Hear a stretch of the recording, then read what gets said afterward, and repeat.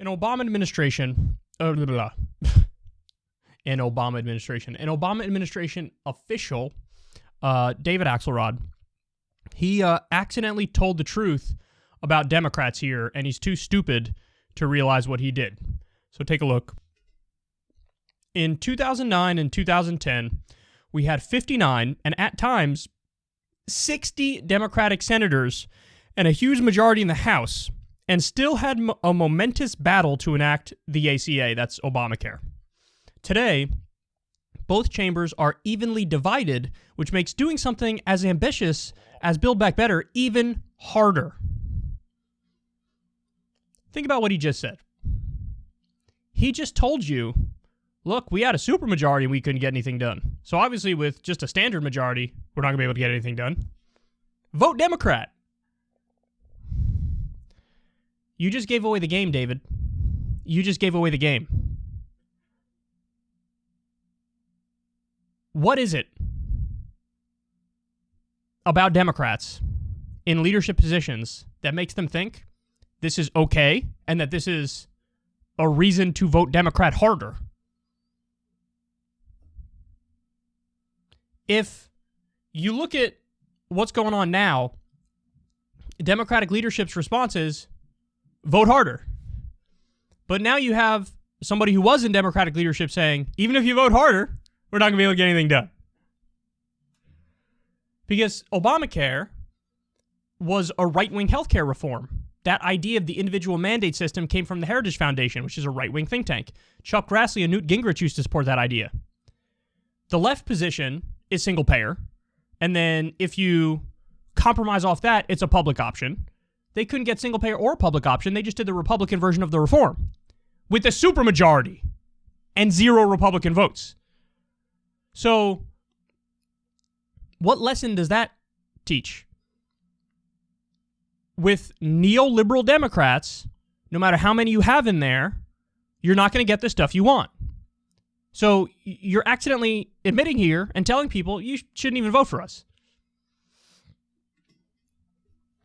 Pathetic. Pathetic. And listen, he told the truth. This is the truth. So what does that mean? Because what we do with that information is the most important.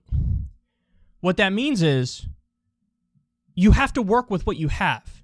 And so the idea that it just wasn't possible at all under any circumstance to get a public option or single payer under the Obama administration, that's just false. That's just factually wrong. But thing number one you needed was a Democratic president who actually believed in those things, and Obama didn't believe in those things. He didn't. What you need now in the Biden administration is President Biden to actually believe in the various provisions of the original Build Back Better deal. Elder care, home care, universal pre-K, child care, paid time off, Medicare expansion, expanded child tax credit. I don't think Joe Biden really gave a shit about the original Build Back Better bill. I think he didn't want $3.5 trillion. He wanted like $1 trillion. Because his whole career, he's been a center-right Democrat. He himself is a corporate Democrat. So his tastes, I'm sure, were much more in alignment with what Joe Manchin said he supported than Joe Biden led on. And so if you don't really want the original bill, you're not going to fight for it.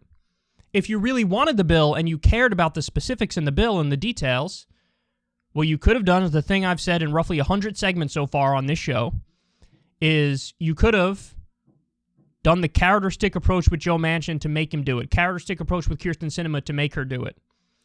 Look, if you don't vote for it, I know you committed crimes. We're going to prosecute you. We're going to come after you. You want to think about how you stab the American people in the back behind bars? Because that's what's going to happen. You're going to be behind bars. Your daughter, Joe Manchin, that EpiPen price gouger, she's going to prison. We're going after her. Now, maybe we won't. But here's how you won't go to prison. You vote for the bill. But guess what? I'm going to sweeten the pot. If you do vote for the bill, you know what? I'm going to give you a statue in West Virginia, and I'm going to give you more infrastructure money for West Virginia to improve the, public roads there. I'm going to give you or family member a position in my administration. You'll get whatever you want if you vote for the bill. If you don't vote for it, your life's going to be a living hell. You'll never be able to step foot in Washington, D.C. again. You won't be able to go get a cushy lobbyist job because I'm going to call all the big companies in the country and tell them you're blacklisted. I'm the president of the United States. I have phenomenal power, and I'm willing to use it. So do the right thing. Now, if that's a little too hardball for you, it shouldn't be, but if that is a little too hardball for you, there's another option, which is public pressure. That's it. Rallies in West Virginia, run ads in West Virginia calling him corrupt Joe Manchin, show his conflicts of interest, show his ties to the fossil fuel industry. You know, there's a million ways to get them to do the right thing. There really are. But they didn't care enough. They didn't want it enough. And so this idea of just vote harder. No, because the details matter. The specifics matter. If you have either a slim majority or a supermajority, you need to make them bend the knee, but that implies you actually care. So in other words, the leadership comes from the top down. You have to have a Democratic president who actually believes in these things. With Barack Obama, he didn't believe in these things. With Joe Biden, he didn't believe in these things. So that's why you never got the fight. So you have to have somebody who believes in the right things, and then they also have leadership skills and know how to twist arms, know how to play politics. Since those two things are missing, those two ingredients were missing, whether it's with Bill Clinton, Barack Obama, or Joe Biden, this is why we get the ratchet effect effectively in the country. What does that mean? That means Republicans go in, they turn the dial more towards bad things, and then Democrats come in, and best case scenario, they just stop the movement further in a bad direction. So they don't improve anything. They just stop the fast bleeding out of the country.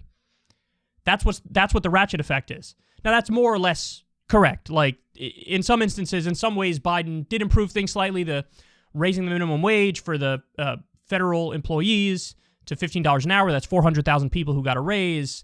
Pulling out of Afghanistan. That is a step in the right direction. Massively limiting the drone war. That is a step in the right direction. So in some ways he improved it, but then in other ways he kept things the same, or even in some instances made things worse. So roughly speaking, give or take some ticks in the right direction and some ticks in the wrong direction, the ratchet effect is correct. The Democrats don't make things better, and Republicans keep making things worse. So that's the problem. The problem is with leadership. It starts from the top down, and you don't have leaders who actually believe in anything serious. So here we are. So thank you, David Axelrod, for accidentally telling the truth, giving up the game. Vote for us and we'll do the things. And then Democrats have the House, the Senate, and the presidency, and they're not doing anything with it. And then it's, well, give us a supermajority and we'll do something. And then what happens? When you have a supermajority, you're going to run into the same thing. The mansions, the cinemas, the Warners, and so that you have to work with what you have, but that presupposes you actually believe in what you say you believe in. And with Obama, he didn't. With Biden, he didn't. If Bernie was in there, it'd be a different story. We would have had much better legislation. In some ways, would a President Bernie Sanders be a letdown? I'm sure. I don't think he would have been as aggressive as FDR. I don't think he has those same leadership qualities that FDR has. But you bet your ass, even through executive orders, he would have done a number of phenomenal things that we'd all love, including abolishing student debt, including legalizing marijuana. So you need somebody who believes the right things and has leadership skills and is willing to crack the whip and make the Democrats bend the knee to the party leader. We don't have that. So, David Axelrod, thank you for accidentally telling the truth here and letting us know that any old blue won't do. This is what David Axelrod could have typed. Any old blue won't do. That's it. That's what he's saying. Couldn't get anything with 60 votes. Can't get anything with 51. Vote for us again. It's not that simple. Not just vote for us again. It would be, you actually have to have ones who believe in the right things, or at least a leader who believes in the right things, and then we'll get stuff done. But David Axelrod is of the milquetoast neoliberal variety, so to him, this is all fine and dandy. He's okay with this thing being tanked, as you could tell from his tweet, the tone of his tweet. Like, what do you want from us? We couldn't get it done then. We can't get it done now. Vote Democrat. That's not as convincing as you think it is, David Axelrod. Ever since Adpocalypse, when YouTube defunded all independent news and politics overnight, we haven't trusted them. We know they can pull the rug out from underneath us at any time. If you enjoy this content, please consider tipping $1 or $2 per month on the Secular Talk Patreon. Link in the video description box below. Thanks for your support.